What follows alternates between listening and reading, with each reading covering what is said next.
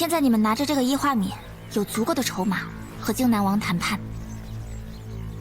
既然有足够多的筹码，我们为什么还要和他谈？虽然彤彤可以逆向操作，唤醒曾信他们的魂魄，但是要找到蜃景，解除外面的防护，不还是要靠荆南王帮忙吗？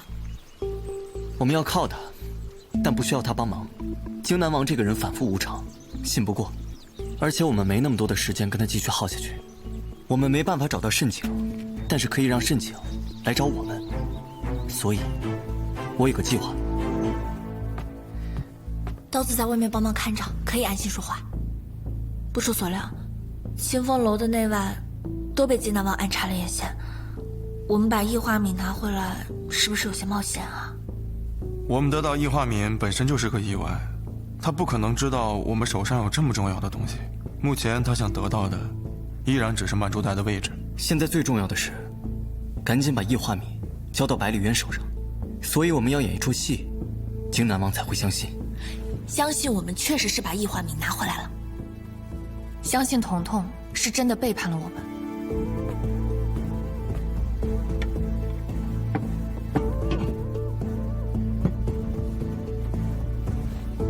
娘，剩下的饺子我来煮吧，你先歇会儿。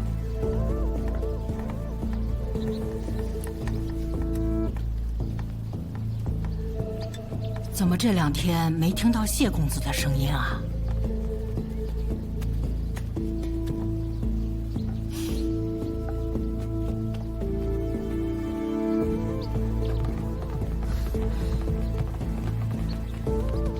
彤彤把异化米带走了。算卦了，算卦了！要想知道流年运势，就来算一卦啊！他现在肯定想出场。要想逢凶化吉、遇难成祥，你就算一卦啊！彤彤偷了异化米，离开了清风楼。如果异化米被百里渊得到了，那我有矿石也没有用了。想想后果吧。异化米能够异化矿石，阻止天外之人来这儿。如果落到百里渊手里，结果就会恰好相反。对于荆南王来说，这是莫大的打击，甚至全盘皆输。这样一来，他不得不使用杀手锏。还记得百里渊和曾倩说过荆南王的杀手锏吗？登州的200天外之人，相当于荆南王的人质。他可以用这些人的性命来要挟百里渊。百里渊在意的是这200人吗？他在意的是那些还没有来的天外之人。百里渊说过，遥远的天外之人可以通过蜃景来连接我们这里的天外之人的眼睛。当蜃景出现的时候，附近所有天外之人看到的情形，都会被他那个地方的人看到。把荆南王逼急，他一定会对登州的天外之人下手。届时，他会把蜃景操控到登州，让遥远的天外之人看着，以此来逼迫百里渊就范。就算这个办法奏效，蜃景再次出现在登州，可是怎么解开他的防护呢？我们又拿不到荆南王那个铁甲人的物件，那就只能靠河西广的挤压了。他会帮我们？不是他帮我们，是他帮他自己。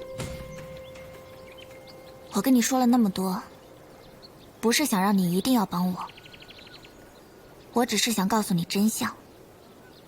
你的孩子确实已经没了。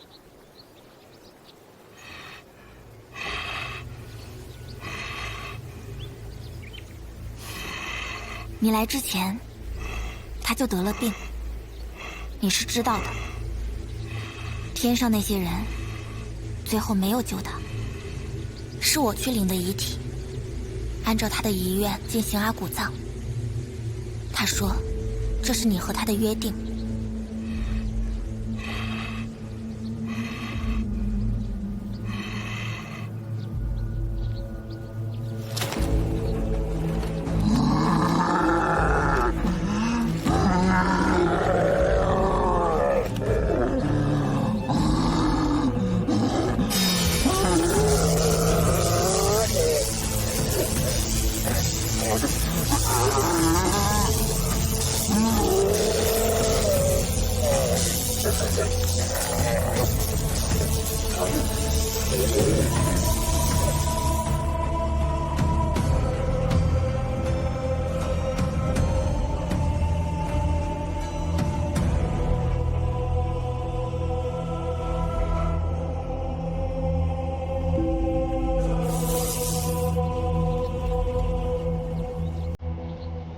原本我没有打算把这件事告诉你，因为你来到这里已经很痛苦了，而且有些事不知道要比知道好。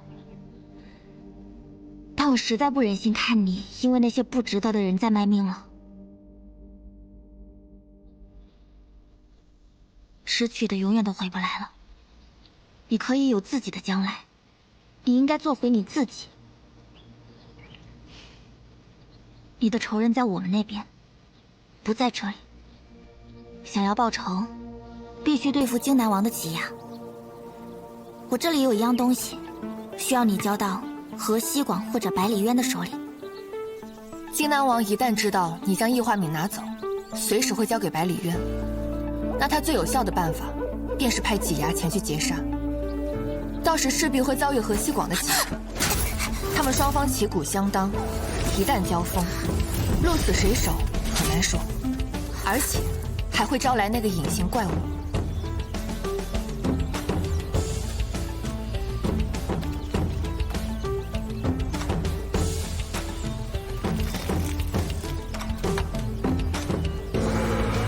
哎，你在那儿倒树油干什么呀？为了增加胜算。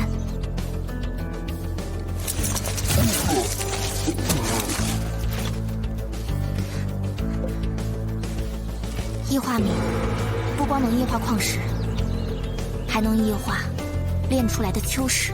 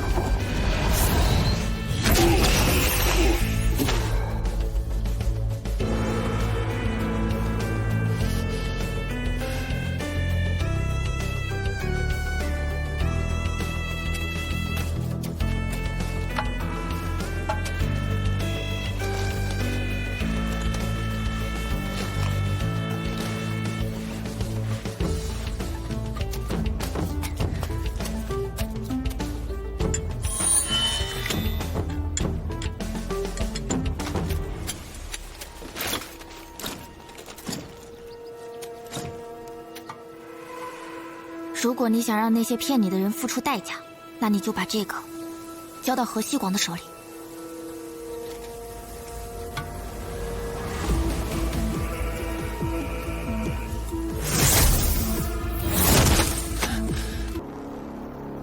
开始吧。能操控重生之城，并解除它外面那层防护的，只有荆南王的挤压。解除防护的物件，隐藏在他的盔甲里。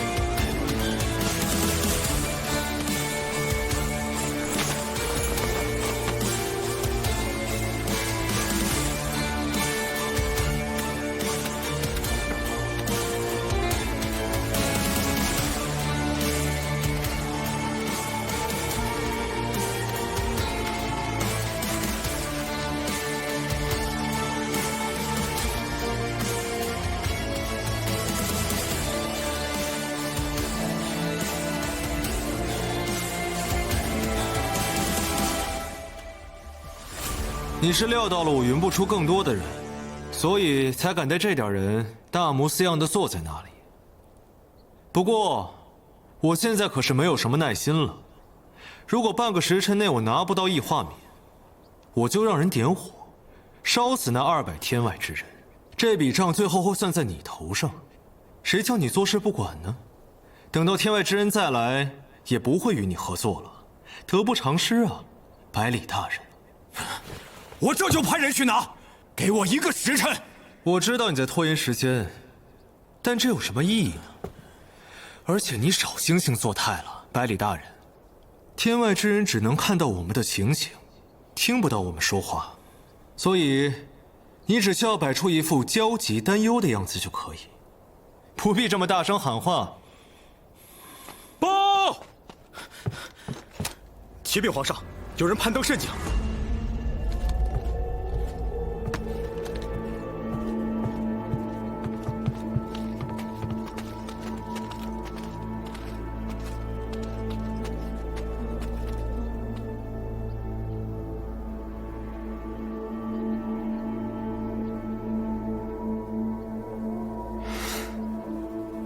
演来演去，还是你们这帮人最能演啊！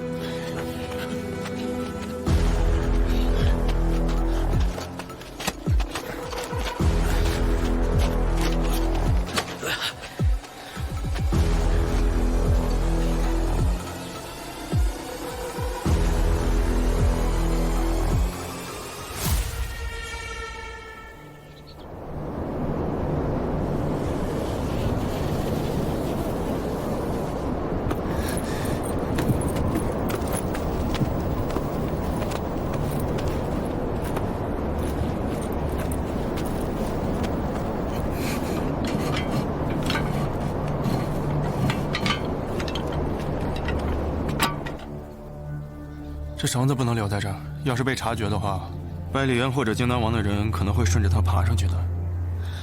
那少爷他们怎么下来啊？他们会把绳子全部拽上去，下来的时候把绳子垂到地面就行了。不过绳子可能不太够，得把车推过来，车上还有绳子。火炮怎么办？耿师爷会安排人把他弄走的。这样，我去推车，你去解绳子。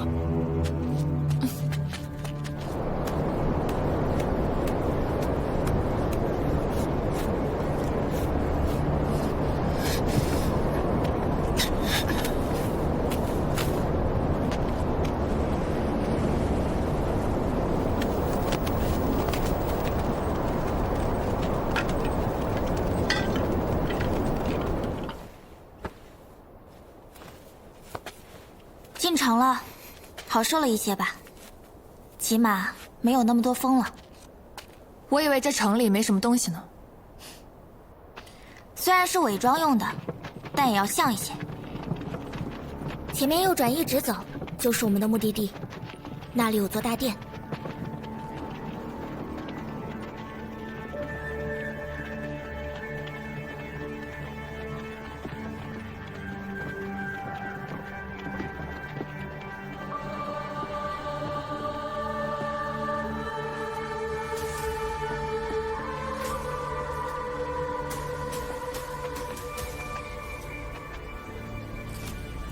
我们也该行动了。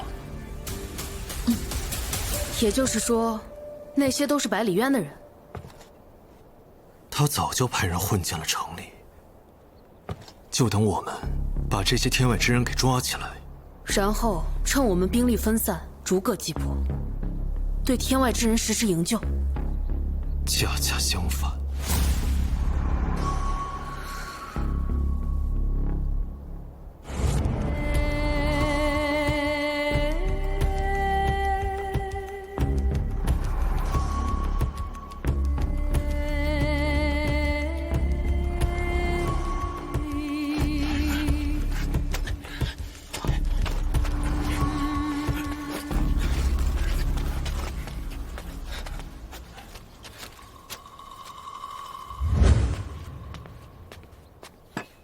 你们说的那个耳目，已经被我安排到前院干活了，有人专门盯着他，可以放心说话。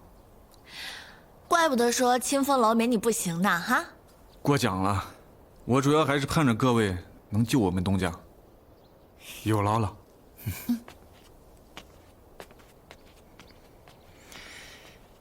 现在全城戒严，但不是所有地方都有人看守，就算有，也只是零星几个，并不会影响到我们的计划。更何况，我们还有登州的地道图。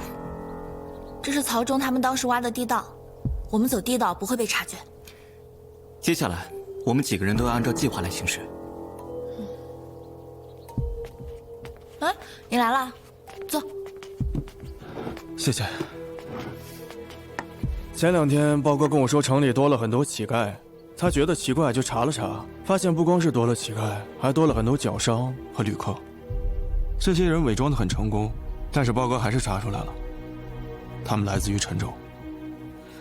百里渊的人，十有八九。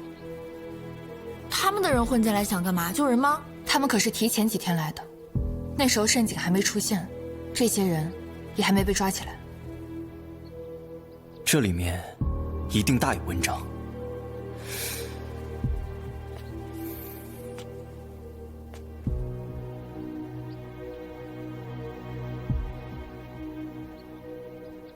前几天我们得以安然离开陈州，除了有荆南王御灵未断后，我们更多靠的是运气。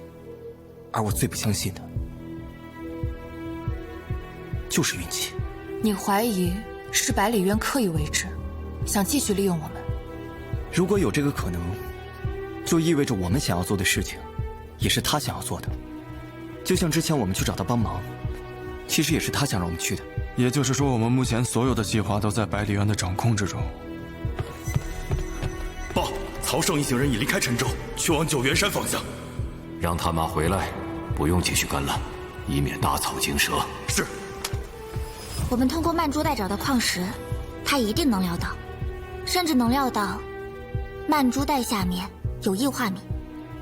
但摄局让荆南王把慎景操控到登州，再用天外之人的性命要挟他，这是我们到山里才想到的。他怎么能料到呢？我们给荆南王设局，是因为我们知道他那个所谓的杀手锏。可那个杀手锏是谁告诉我们的？是百里渊。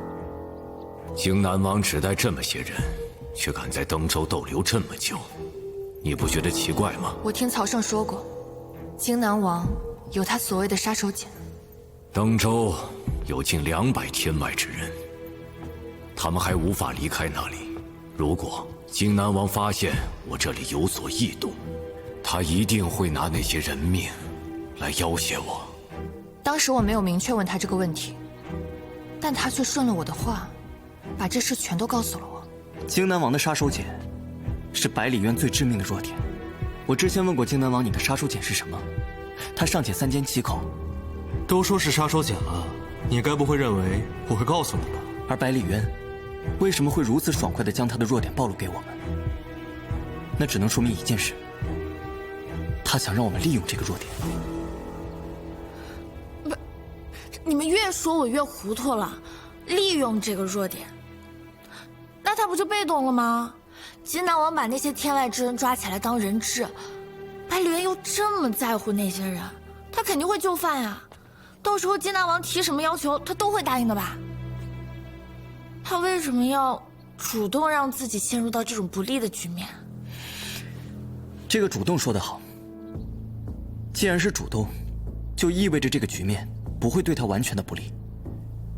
还记得之前百里渊是怎么对我们用计的？欲擒故纵。人往往是这样，被动或者意外得到的容易轻视和怀疑，而主动争取来的则会珍惜和深信。他这个人，越想要得到的，就越会表现得不在意，甚至会否认跟抵触。按照这个逻辑来推断，不难想象他的目的到底是什么。他一直强调，他很在乎那些天外之人的安危。若反过来想，他希望将那些天外之人置于死地。可是，他这样能得到什么呢？你最了解你那边的人。如果天外之人都被杀掉，你们那边会有什么行动？上次曹建德杀了呼和那几千叛军，导致慎景上的魂魄全部消亡。我们那儿就派出那2个挤牙，哪怕付出极大的代价。那说了半天，百里渊弄了那么多人来这儿，是想干什么？其实荆南王只会拿那200人的性命作为要挟，他并不会真正的下手，除非他想鱼死网破。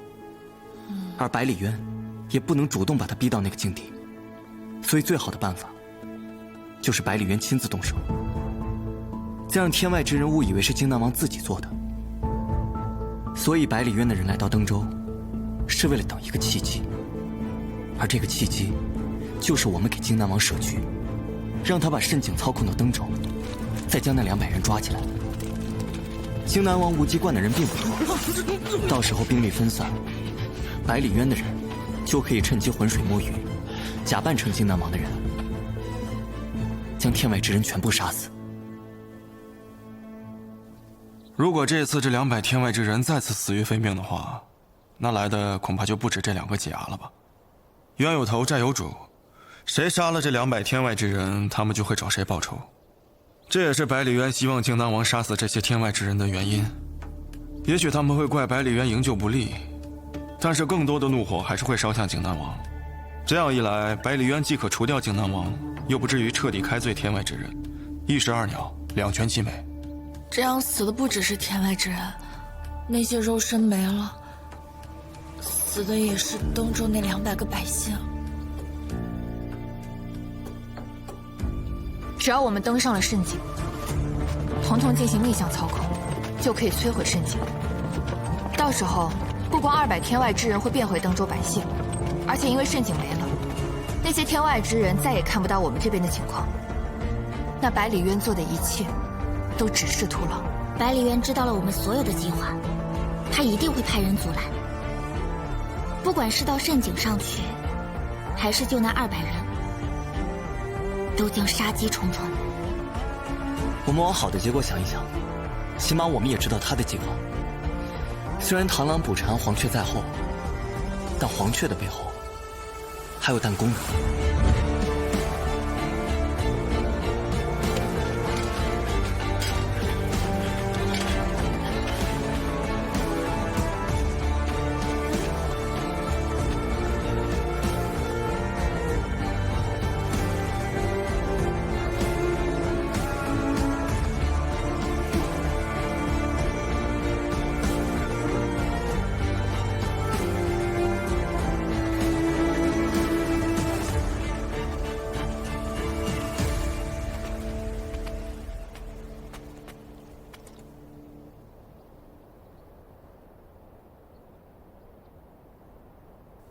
这个老狐狸想借我之手来杀掉天外之人。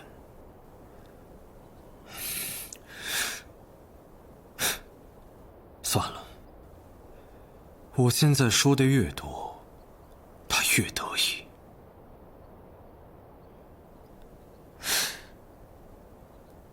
没想到啊，这盘棋下了这么久，最后还是输了。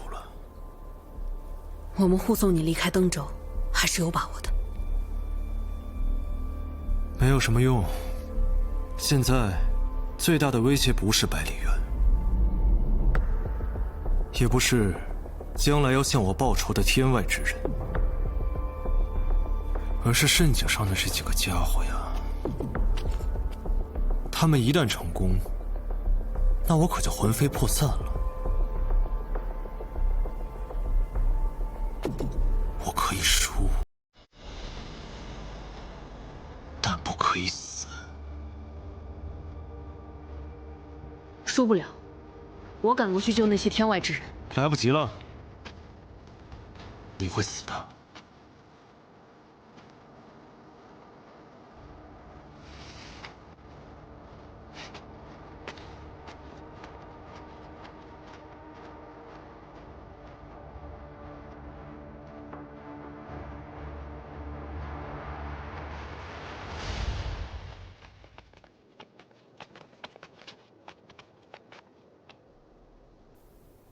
等一下，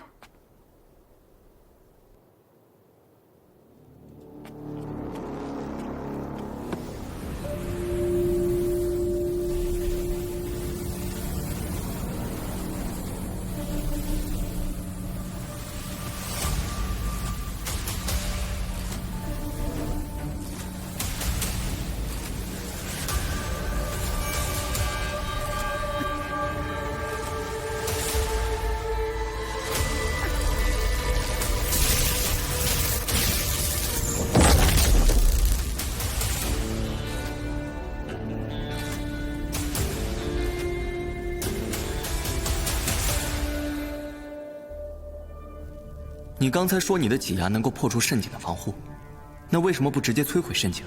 我也想啊，可惜没那么容易。所以，即便京南王的挤压带着那个物件，也没办法解除这层防护吧？这是重生之城最重要的地方，防护等级不一样，只有我才能将它破坏。这就是他没法摧毁蜃景的原因。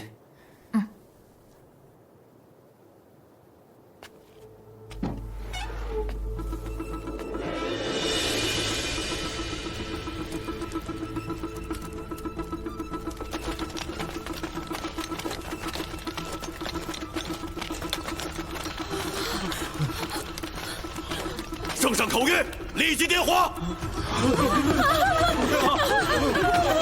愣着干什么？点火！住手！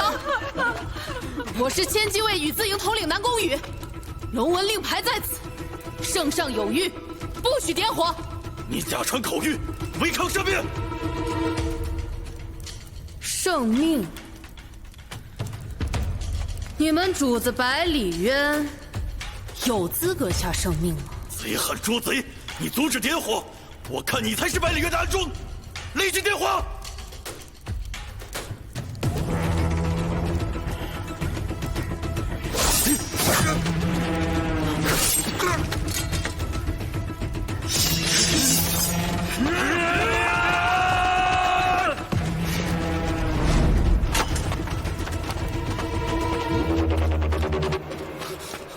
禀大人，城头上已不见荆南王。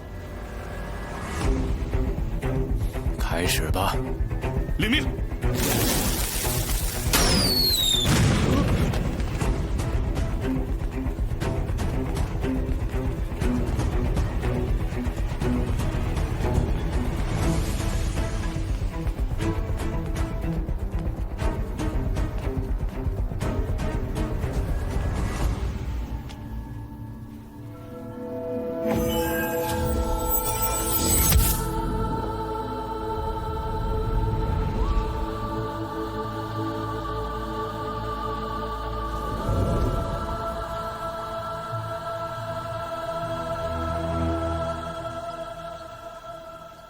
我们按兵不动，你们那边的人能明白吧？攻城会让人觉得你是故意在向荆南王施压，导致他不得不烧死这些天外之人，这样你就难逃其咎了。荆南王那边应该也能料到我们有伏兵，不敢轻易出城。现在的对峙是一种牵制，更有利于我们山上的行动。也是。我们的人进城没办法直接救人，不然会激怒荆南王，导致他点火，所以我们只能去保护慎景。毕竟，如果统统成功了，近200天外之人就会消亡。我们保护慎景，就是在保护天外之人，这是眼下唯一能做的。你们那边的人应该能理解。你刚才是不是也叫他们天外之人呢？啊？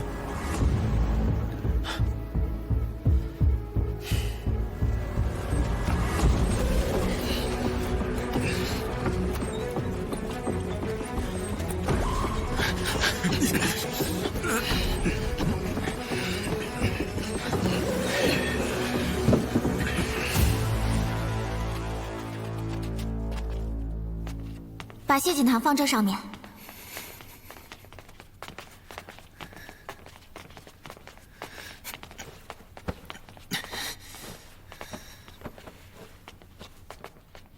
接下来呢？等着就行。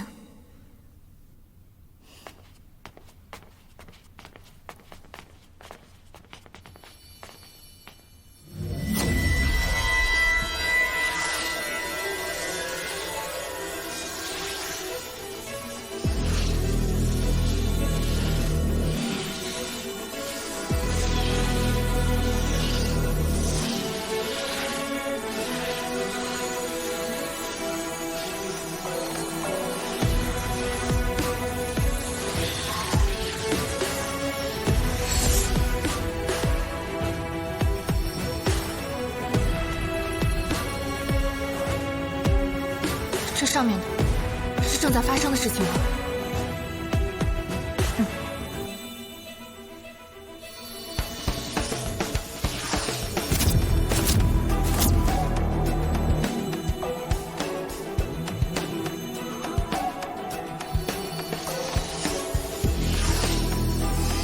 我们面前这个白色的光完全变成蓝色，就代表逆向操控成功了。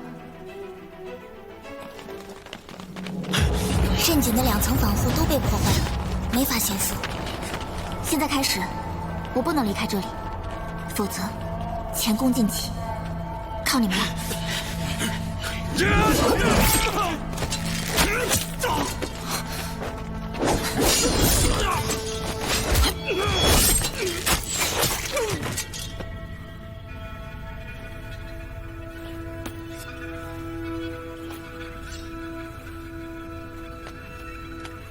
这些甲士是百里渊的，可他们怎么上的城？当然是和你们一样了，他们的火炮可比你们多呀。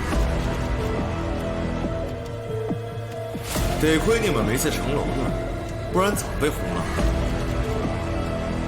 我是没想到，他真的会帮你，豁出命了的去帮。如果他不住手的话，不光他会死，我也会死的，姐姐。你死了，我弟才能活过来，这就是你的报应。如果我一定要阻止他呢？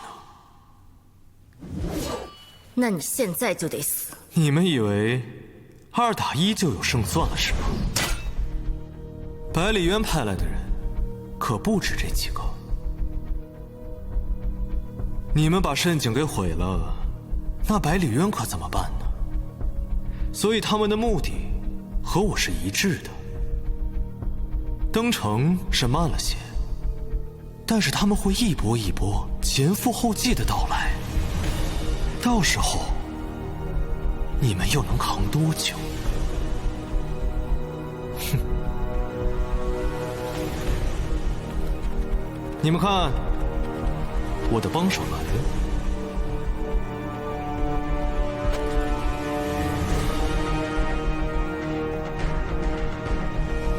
我杀他你也不乐意，这里交给你，外面交给我。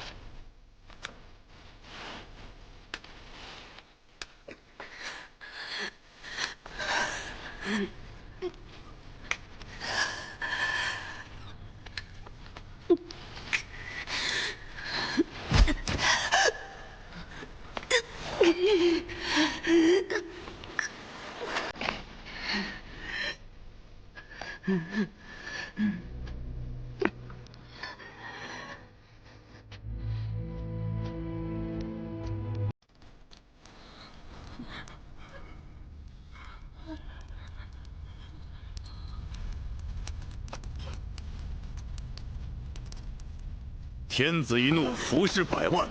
皇上让你们死，你们就得死。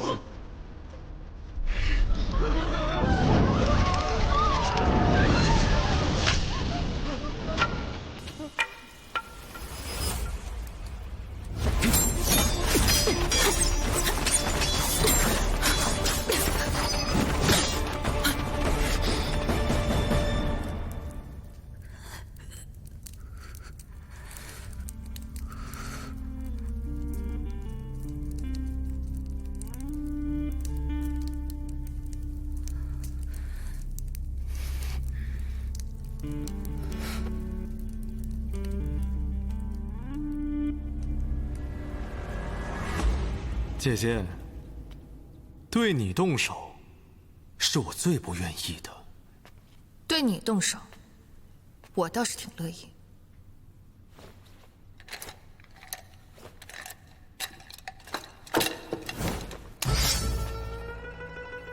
姐姐，你不用剑，是怕误杀我，对吧？这具肉身要是没了，那你的阿信就再也回不来了。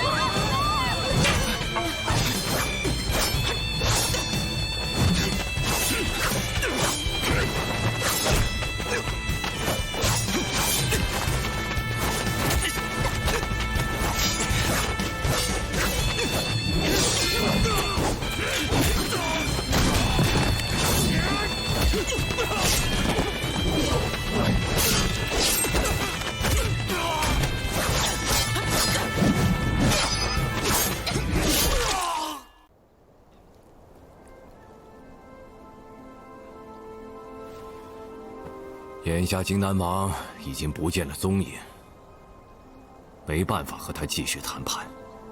希望被抓的天外之人可以安然无恙吧。大人，诚如荆南王所说，我们那的人只能看到我们在这边所看到的情形，但听不到任何声音。而大人说话时，我不看向你，你说话的口型都不会出现在他们眼里，他们根本不知道这里实际上发生了什么事。该知道的我会让他们知道，不该知道的，我自然不会泄露一分一毫。所以大人，没必要如此谨慎，尽管畅所欲言吧。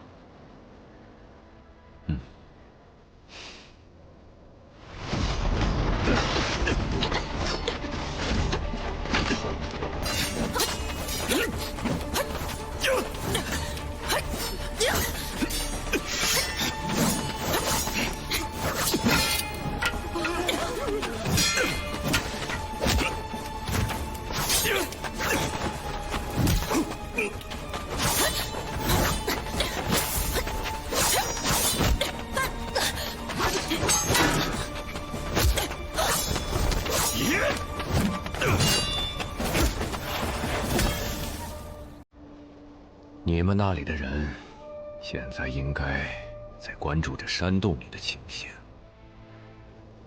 他们应该不会认识飞星和仙云吧？申京没有到过陈州，他们不会知道飞星和仙云是你的人。只要是想点火的人，在他们的眼里，都是荆南王的人。在下先行告退。你不想看看结果吗？他们始终还是我的同胞啊。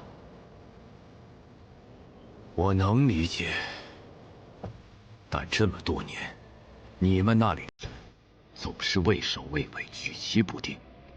只有让他们眼睁睁看到这200人死去，才会增加他们的决心，加快他们到来的步伐。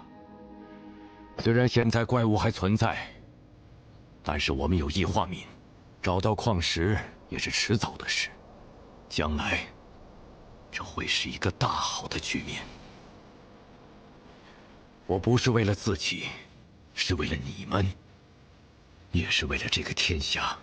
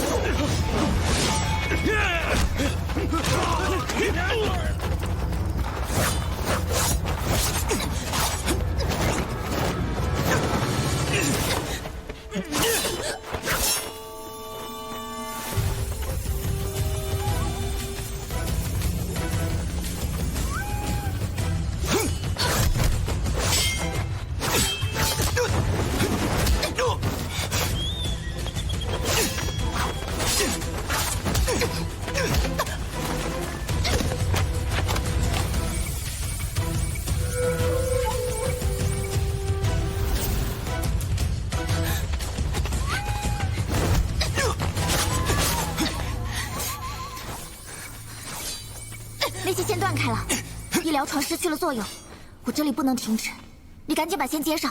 怎么接？我会把图给你看的。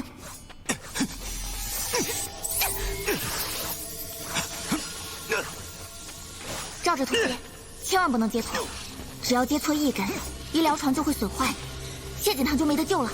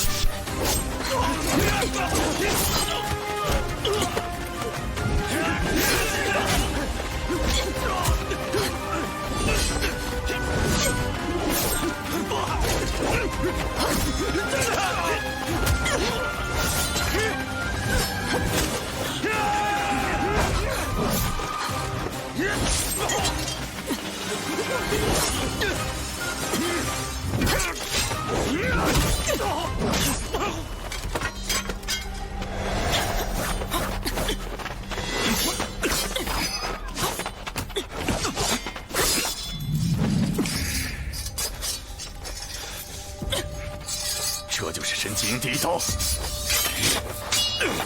没事，没事，没事。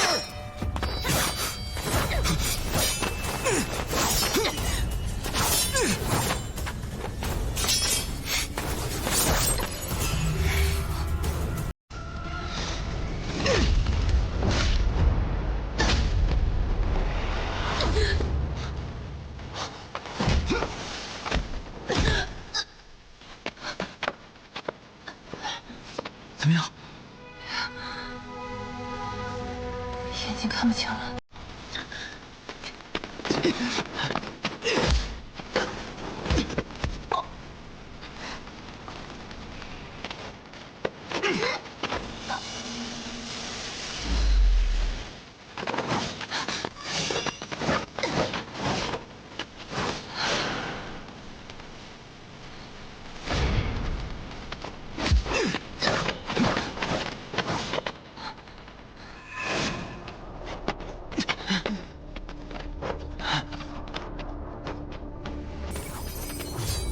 图没了。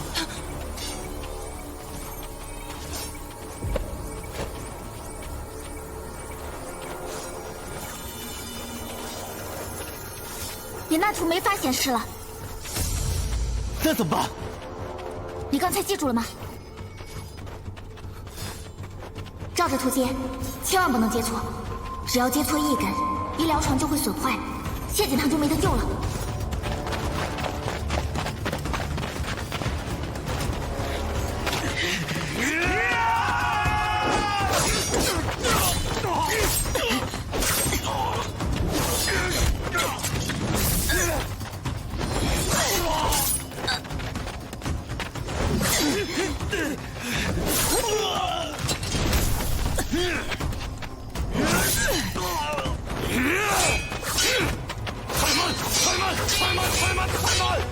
太慢！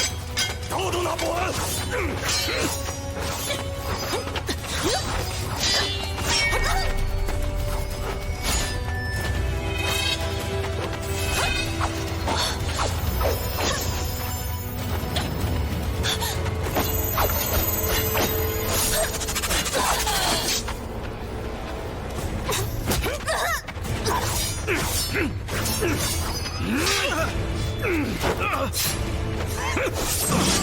一塌糊涂！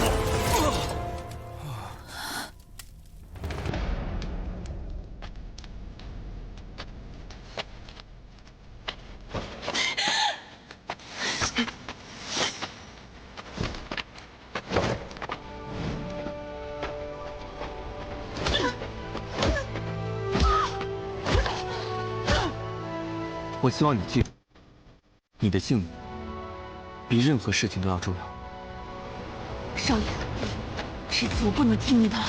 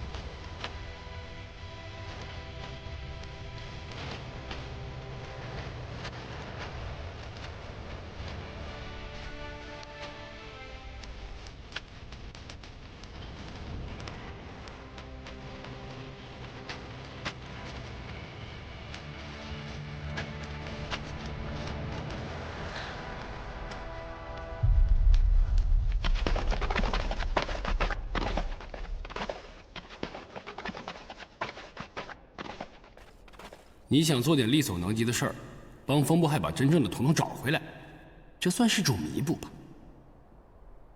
这么些年，我从没做过一件事情是我自己想做的，难得现在有一件，我觉得挺好。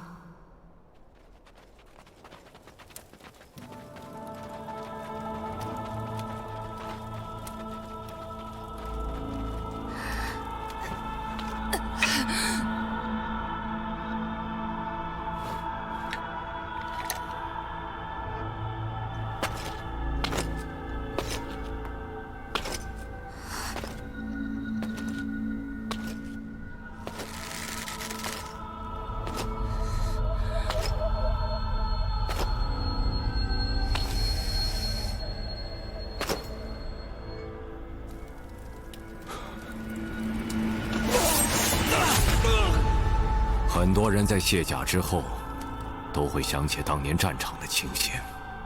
我想你也是吧？偶尔会害怕。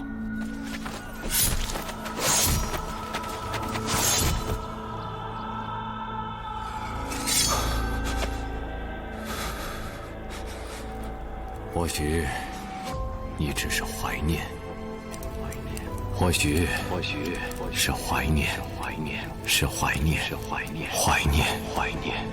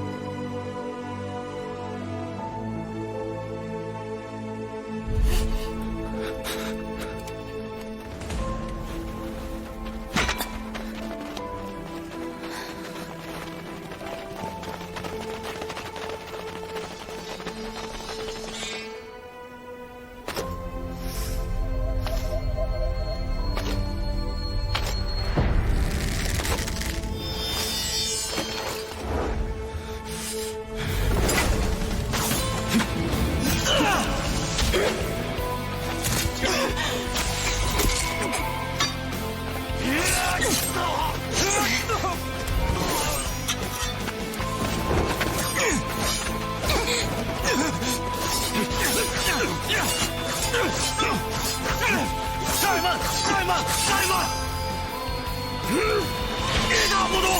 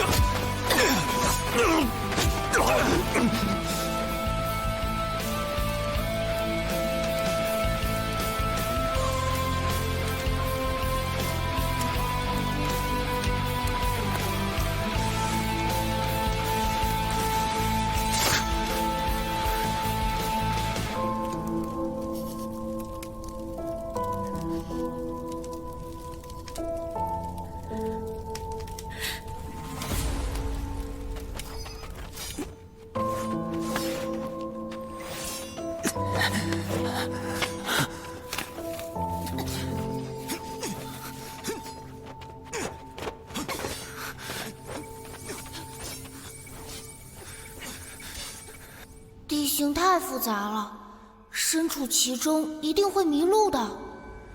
再复杂的东西，在你的眼睛里，也是一张图。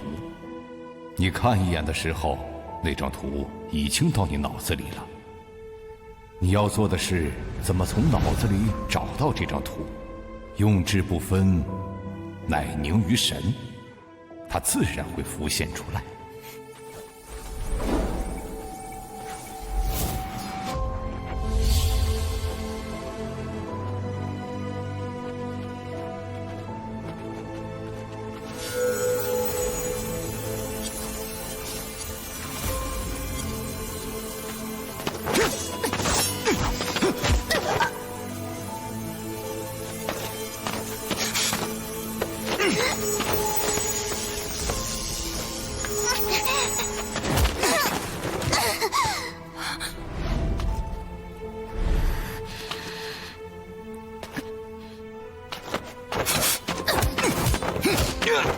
用之不分，乃凝于神，它自然会浮现出来。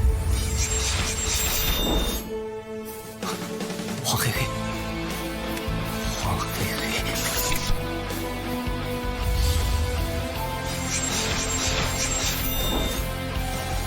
绿如中。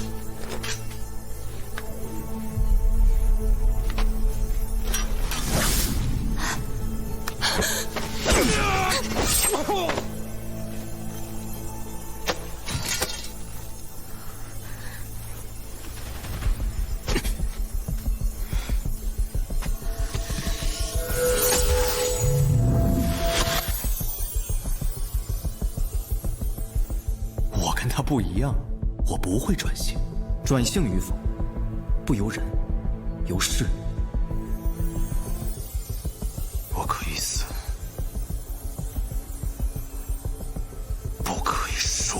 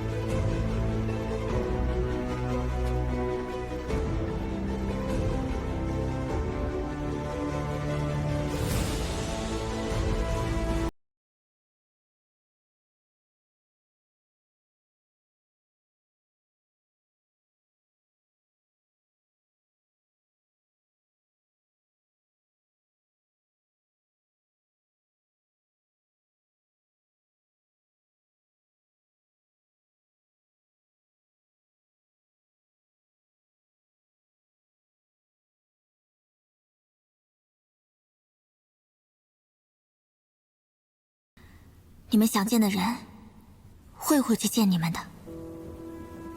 那你呢？我得去见我想见的人了。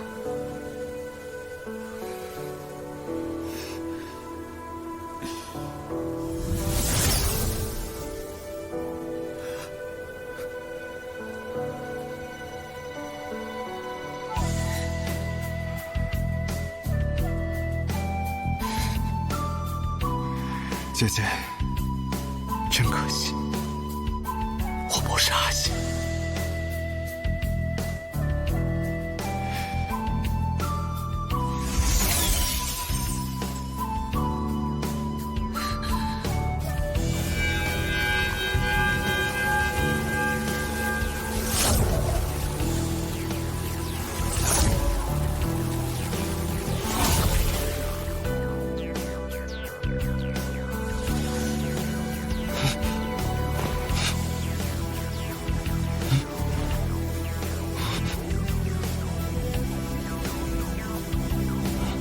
什么地方啊？这是？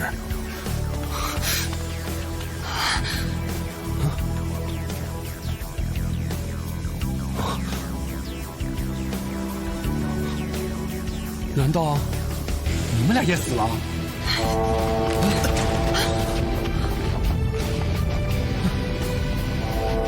赶紧走！可你的病还没治呢。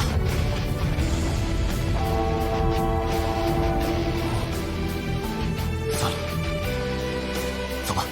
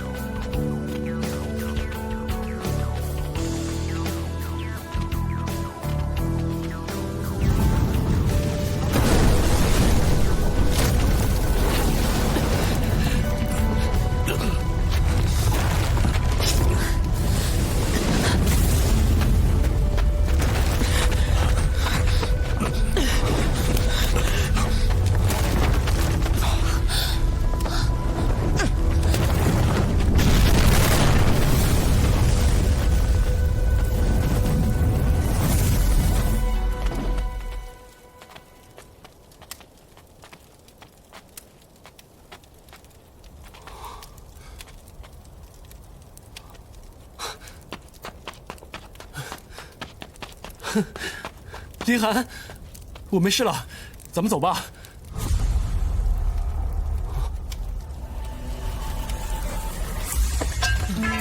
林寒，林寒，林寒，林寒。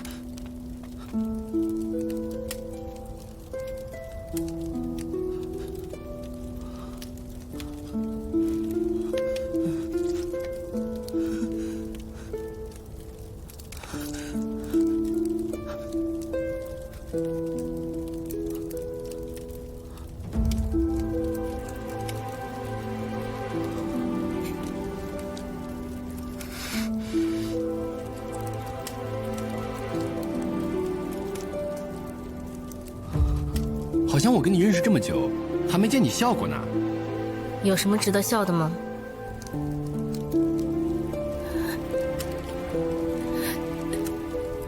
我也找到了。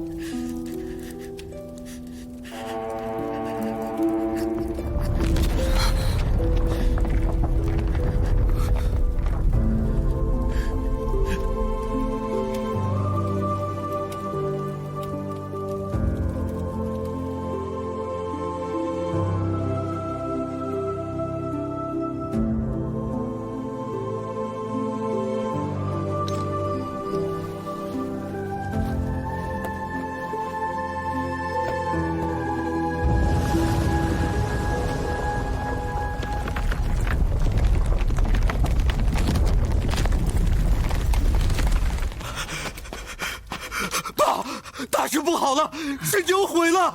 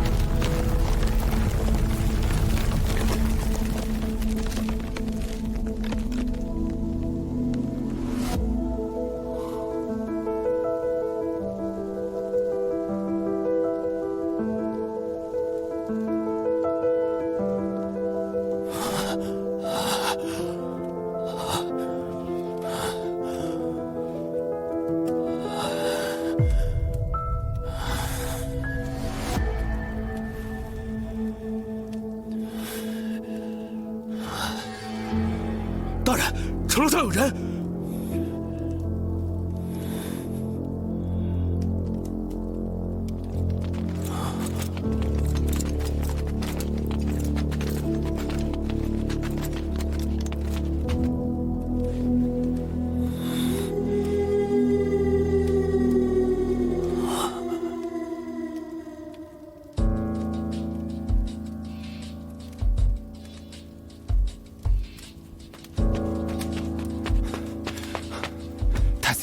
圣上口谕：如若天上甚景有变，务必将此盒交给您。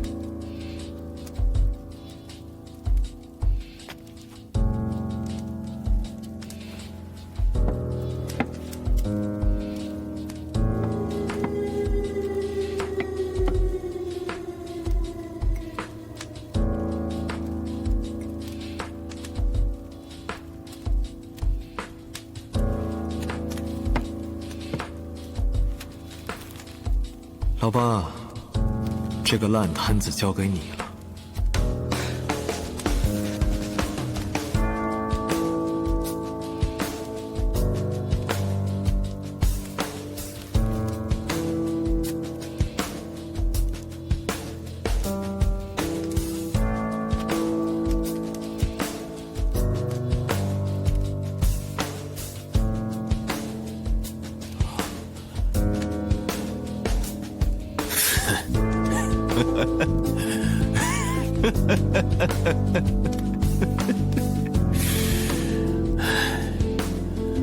鹬蚌相争，渔翁得利。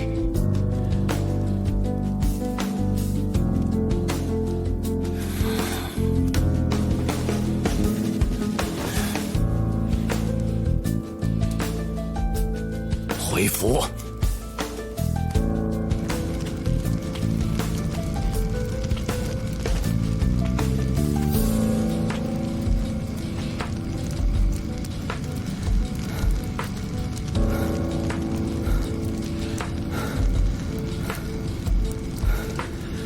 我说过，我打200-300人没问题，你们还不信？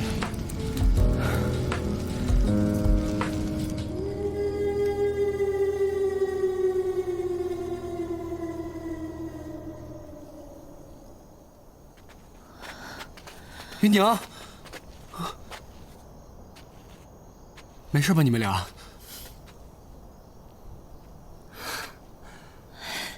李涵呢？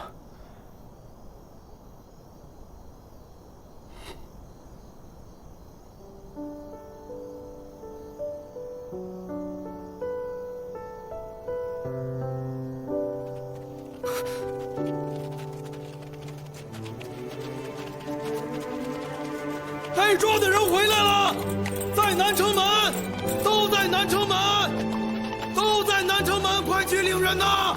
被抓的人回来了，在南城门，去领人呐！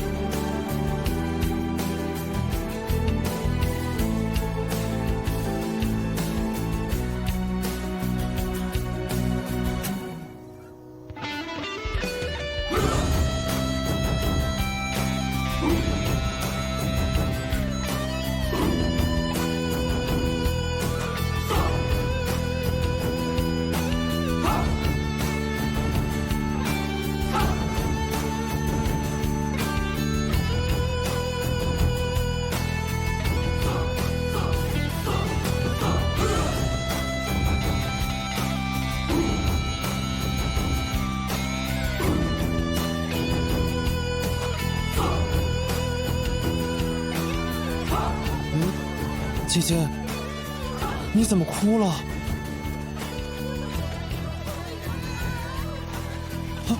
姐，我看到曹少了，我就要去抓他。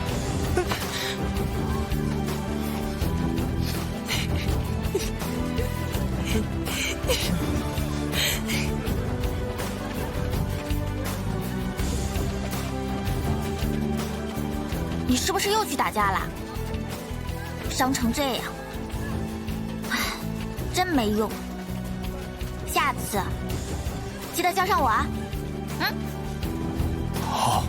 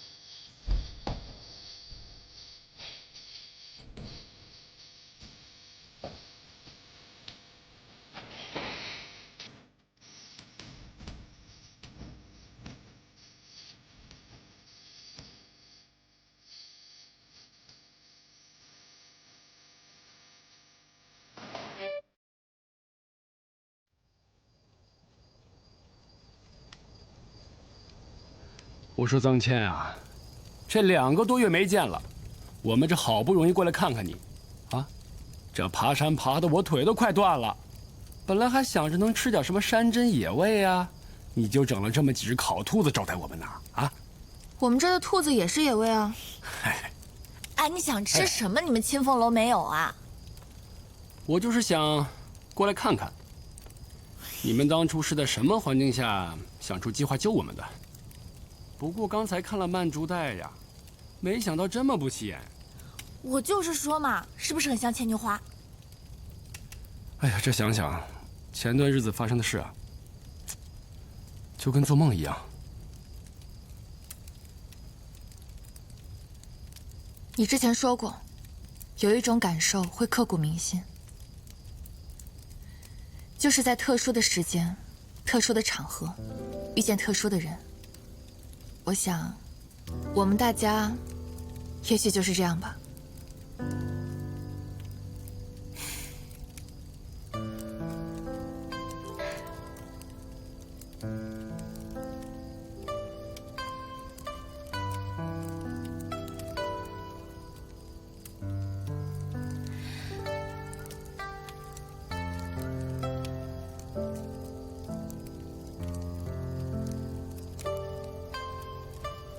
我没事儿。有些事，有些人，我们总会怀念的嘛。我怀念一下不行吗？以前听人说，没有故事要讲的人是最快乐的，但我现在不这么认为。我觉得没有故事讲的话，是不是有点太无聊了？